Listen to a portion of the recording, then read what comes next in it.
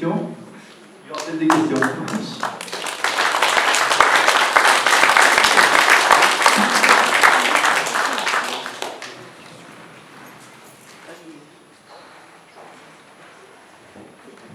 Y a-t-il des questions? J'ai la voix qui porte, on va essayer comme ça. J'ai juste une question là, c'est donc quand on dit qu'il y a 4000 voix pour la région, les voix c'est qui? C'est combien ils sont choisis ces personnes-là? Ah ben, ils se sont auto-choisis, je crois, entre eux. Je ne sais pas qui est le représentant, mais à partir du moment où il y a M. Muselier qui est président de la société de financement, c'est qu'il fait partie, déjà, ça c'est sûr. Les autres, je ne sais pas si on a la liste des membres. On a pris ceux qui nous intéressaient, c'était le département du Var, et on avait vu tout à l'heure Louis Nègre qui à un moment donné était représentant de la FIFT, je crois, ou une société de pro-train, en fait, pro-réseau ferroviaire. Et je ne sais pas, on doit avoir la liste, mais je ne sais pas. On ne connaît pas les critères de sélection, quoi, quelque part. À mon avis, c'est des gens qui ont été élus par exemple à la région et qui ont été nommés pour participer à cette commission de financement. Comme Madame Samar représente au nom du département, j'imagine qu'il y a eu une réunion au département où ils ont décidé que ce serait d'elle. Alors est-ce qu'il y a eu un vote? Est-ce que c'était une nomination? Je sais pas. Responsable de transport.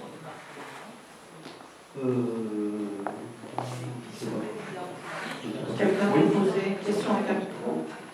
Nous sommes allés à la réunion à Saint-Cyr il y a quelques temps. D'accord. Attendez.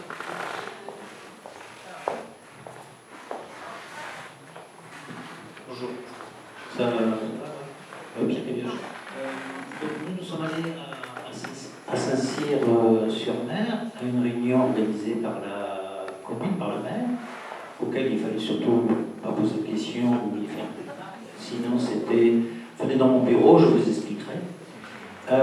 Et il y avait donc Madame Sama qui était là, parce que le projet, c'est qu'ils vont construire à côté de leur nouvelle gare de transport multimodal un ensemble immobilier. Il n'y a aucun lien entre les deux projets, et il se trouve que le lien est évident entre le projet de gare et de logement sur la commune. Mais pour les locaux du département, il n'y a aucun lien possible pour Madame Sama entre les deux, quoi. Et il n'y a rien de prévu, une infrastructure, etc. à côté. Et la gare actuelle qui existe, qui est la carrière Saint-Cyr, est largement suffisante pour son état. La seule chose qu'ils ont fait, c'est qu'ils ont changé les trains qui s'y arrêtent et qui font qu'il y a une hauteur par rapport au quai, qui font qu'ils sont obligés de s'arrêter avant. C'est tout. Donc il faut juste adapter le quai avec une gare existante. Et tout est comme ça. Mais apparemment, pour cette dame, quand on parlait de sa gare multimodale et du projet LGV, tout est déjà acquis. Sans chiffre. Il n'y a pas à dire combien ça a coûté. Moi, tout est acquis. tous les contacts qu'on a eus avec Mme Sanat, jamais une assemblée générale présente, si, mais à chaque fois qu'on la voyait, qu'elle venait à une manifestation, une politique, elle nous disait de toute façon, c'est la seule chose où elle a dit la vérité. Elle a dit, il n'y a pas d'argent, ça ne va pas se faire. Et ce que je trouve un peu paradoxal, c'est qu'elle se trouve dans le financement de rien. Donc elle a menti, parce qu'elle savait qu'il y avait de l'argent pour faire la LGV. Voilà, je règle mes comptes parce que elle a soutenu tout ça à Thierry Dubois, et Thierry Dubois, c'est mon ami. J'aurais deux questions. La première, sur les 4000 voix, est-ce que la société civile est représentée? On est représenté comme on est représenté en France, on élit quelqu'un et à ce moment on est représenté. Non, mais combien il y a de parts pour la société civile? Il n'y a aucune part pour la société Il n'y a aucune civile. part. Non, Voilà, donc, voilà, c'est une première question. Et la deuxième, est-ce qu'au niveau des décisions, enfin des propositions que fait l'association Stop Continue, est-ce que vous avez des idées de ce que maintenant on devrait faire par rapport à la phase 4 en particulier? Alors, 3 et 4. Parce que nous on est 4 ici, oui. Mais nous, notre logique et notre stratégie a été de dire ce projet n'est pas bon dans son ensemble. Alors, au départ, il nous a été proposé comme un projet global. Il faut se rappeler, en 2005, ici, on nous a dit il y a un projet de ligne nouvelle, on étudie les fuseaux de passage entre Aix-Marseille, Aix-Nice, après il y avait des variantes qui passaient par Iter, qui descendaient jusqu'à Toulon, après il y avait une partie sous le Coudon, après il y a le projet qu'on a eu maintenant ici, et on nous a dit, ne vous inquiétez pas, ça ne se fera pas, plus on descend dans le sud, plus c'est cher. Donc, ce projet global, en 2009, Borloo a choisi que ce serait le tracé des métropoles, donc nous, on s'est toujours opposé à un projet global. Ce n'est que dernièrement, ils ont coupé le projet en morceaux. Il y avait une commission qui était venue dans la région, et ils ont décidé de couper en tronçons et de commencer par Marseille, Toulon et Nice. Toulon, la gare à la Pauline, avec le saut de Mouton pour les trains qui vont derrière. Et pour eux, c'est un phasage qui a fait qu'ils pensaient justement pouvoir avoir des gens qui s'enlèvent de la lutte en disant on sera mort en 2050 quand ils passeront chez nous. C'est ce qui s'est passé de l'autre côté de Toulon. Hein. On leur dit vous sera post-2050. Et les associations qui se battaient à Clairs notamment, ce qu'ils ont fait, ils n'avaient plus d'adhérents, les gens s'en vont, ils peuvent lutter. Donc nous on a toujours dit on est contre l'ensemble du projet et le fait qu'il soit phasé ne nous aide pas du tout parce que les phases qu'ils nous proposent ne sont pas bonnes en elles-mêmes.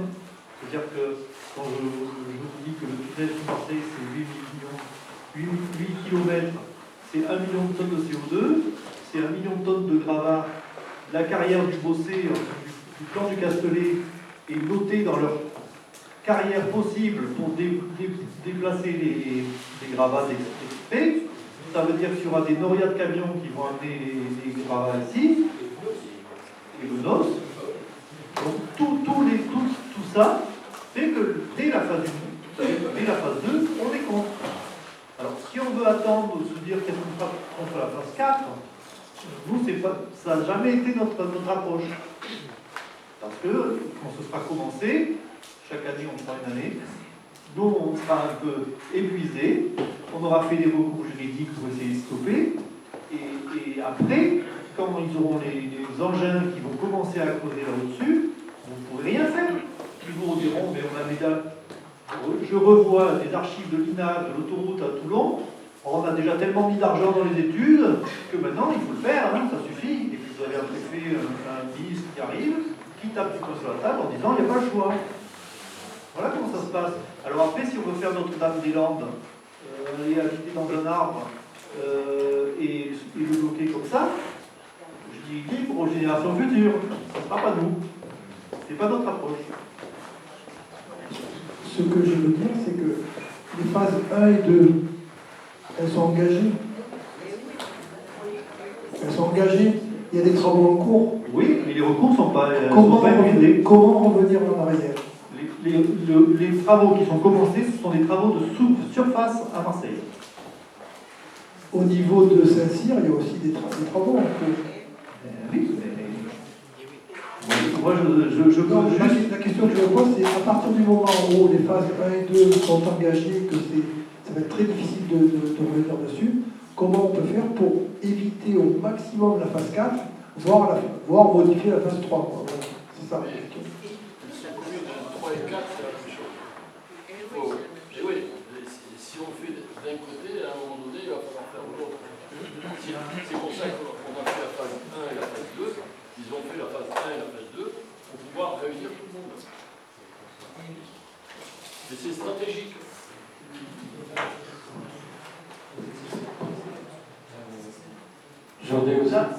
Pardon, juste je remonte que les travaux, ils commencent de partout.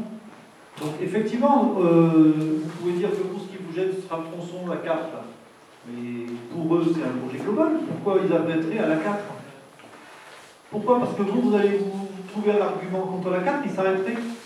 parce que en pratiquant la réflexion de toutes les autres voies, la phase 4 serait peut-être une chose qui serait, comment dire, non importante ou à ne pas faire, si on pratique la réflexion de toutes les autres voies. Mais c'est pas leur logique. Je veux dire, si on se bat contre quelqu'un qui n'a pas la même logique, on perd. Si on se bat avec un autre argument. Nous, on a dit, ce projet, il avance. On savait depuis le début qu'il voulait le faire avancer. Donc ce projet, il est tué par les élus. Sama, elle n'en parle pas. Elle avance son projet, elle finance, elle est bien placée pour savoir que ça avance. Elle vous dira, non, ça se fait pas, il n'y a pas d'argent. Au département maçon que j'ai croisé à la fête du livre à Toulon, pareil. Ah non, mais moi je suis comme vous, je suis contre. Mais vous savez, moi tant que la région finance et qu'elle dit qu'elle veut le faire, je ne peux pas vous mettre en avant. Ah bon? Alors finalement, tout le monde joue au canard et au coquin menteur.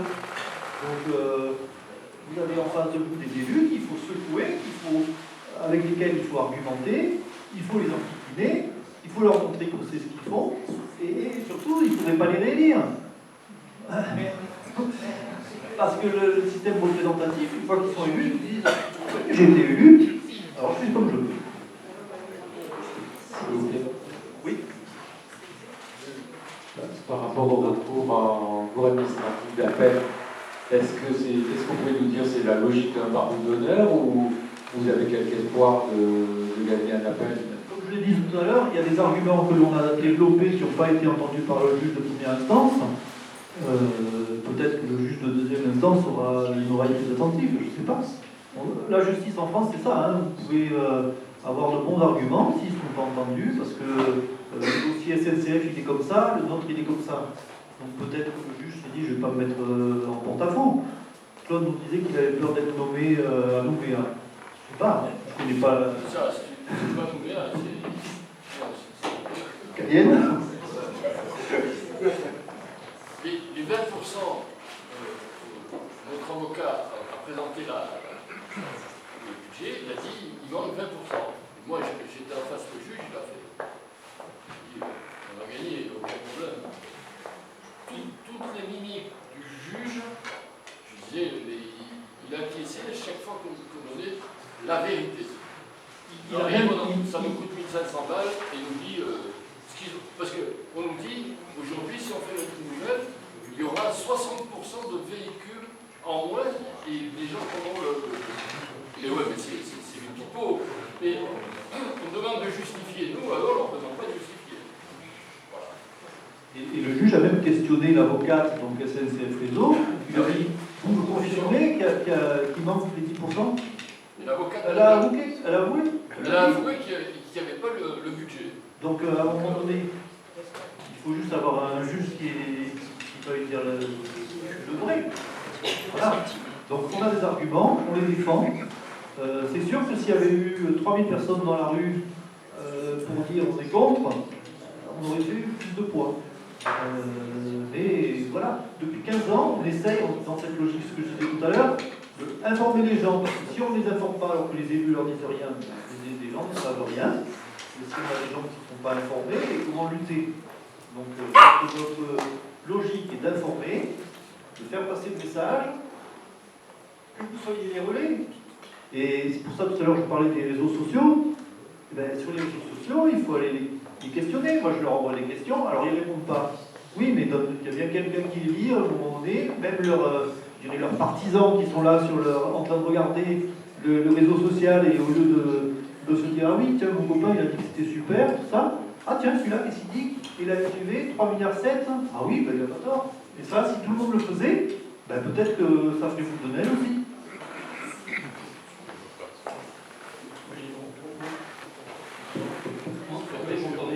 Oui, on vient de l'Est-Var. Merci à Didier de nous rapprocher le micro. Oui, vous m'entendez? C'est bon? Mettez le micro sur le menton. Carrément. Très bien. Donc, nous venons de l'Est-Var. Merci à Didier de nous avoir invités et bravo pour votre association, tout le travail que vous avez fait. Alors, trois points. Alors déjà, le premier, pour illustrer ce que disait Didier, en effet, au niveau subvention et des élus, l'agglomération Est-Var avait reçu 1 million 3 ans avant cette opération, et depuis 3 ans, elle a reçu 80 000 euros. C'est pour vous dire qu'en effet, la pression sur les subventions, ça marche. Sur le financement des 4000 voies, c'est très simple. C'est toutes les collectivités qui ont été invitées à participer à la SLN-PCA, Société de la Ligne Nouvelle Provence-Côte d'Azur. Eh bien, il y a eu une clé de répartition en fonction de leur population, de leurs revenus fiscaux, de je ne sais plus quoi d'autre, et ça a donné des pourcentages entre la région, les départements, etc. Et donc, ce sont ces pourcentages qui représentent les 4000 voies. Alors, maintenant, pour les phases 3 et 4, alors, en effet, nous avons envoyé un mail et une demande de contact à tous les candidats des pays de faïence et des pays on voit, nous on explique, parce que comme disait Didier, il faut expliquer, informer, recueillir leur avis, même avant les élections, pour savoir un petit peu, pour leur expliquer. Alors il y a une difficulté, vous avez tous vu ce projet, qui est très important. Il y a 3 difficultés. La première, c'est que ça se superpose avec un projet SNCF qui a été mentionné, qui s'appelle HPMV, Haute Performance Marseille 28 000. Et ça, c'est la modernisation du réseau. La SNCF s'occupe également de la régénération. Donc il faut harceler la SNCF pour être sûr qu'ils vont bien régénérer tout le réseau, le tracé historique. Alors ça, c'est une difficulté, mais ça, ce projet-là, il est très bien. Parce que comme l'a dit Didier, c'est lui qui va augmenter la fréquence. C'est-à-dire qu'entre 2 trains, actuellement, il faut 5 minutes. Demain, avec le RTMS, il faudra 1 minute 30. Donc le chef de projet SNCF, qui est M. Paulet, qui était présent d'ailleurs en décembre, lui, la SNCF fait un boulot positif. Et en effet, avec la nouvelle signalisation, normalement, on ne devrait pas du tout avoir ce type de projet avec des tracés nouveaux, etc. Donc la deuxième difficulté, c'est les phases 1 et 2 qui ont fait en effet l'objet d'une validation avec une DUP malgré votre cours. Et en effet, ce projet 1 et 2, il y a le problème numéro 1, c'est le financement. L'Europe a dit non, parce qu'ils avaient une priorité entre Nice et Gênes. La Tabarot était malin, il a dit bon, maintenant la priorité, on va la mettre entre Marseille et Gênes. Donc en effet, il y a des chances qu'en 2028, en 2029, il y ait une participation de l'Europe. Mais combien, on ne sait pas. On ne sait pas. Les 20%, vous faites le calcul, c'est 750 millions. Donc au niveau du financement, il y a un problème parce que, d'ailleurs, la société SLN-PCA s'est structurée pour emprunter. Là, au conseil d'administration de décembre, ils se sont structurés pour emprunter 600 millions. Donc ils savent très bien qu'ils vont avoir des problèmes de liquidité, de trésorerie pour engager ça. Donc ces phases 1 et 2, le problème, c'est en effet, comme vous l'avez signalé, le projet à Marseille, j'allais dire Saint-Charles-Matué. C'est vrai que ce n'est pas manifestement la configuration la moins chère. On peut passer par la Blancarde et ça aurait été beaucoup moins cher. Alors ça leur est arrivé de réduire des chantiers, notamment la 4e voie entre la Blancarde et Uvonne a été enlevée. Alors, il ne faut pas rêver, pour revenir sur Saint-Charles et dédoubler comme le font des villes comme Lille par exemple ou Tours, où il y a deux villes, il y a Saint-Pierre-des-Corps et Tours, il y a l'île Flandre et l'île Centre, enfin, on n'a pas défoncé tout l'île. Voilà, pour faire traverser les TGV qui traversent, ils passent par l'île Europe qui est à côté. Là en effet, entre Blancarde et Saint-Charles, il y a 5 stations de métro, 2500 mètres. Là, ce qu'ils ont retenu, c'est comme si à Paris on faisait toutes les gares à Châtelet. C'est bon. Je ne suis pas spécialiste plus que ça, mais je vois quand même qu'il y a un problème de financement, donc est-ce qu'ils vont avoir les fonds, on ne sait pas. Alors, après, en phase 3 et 4,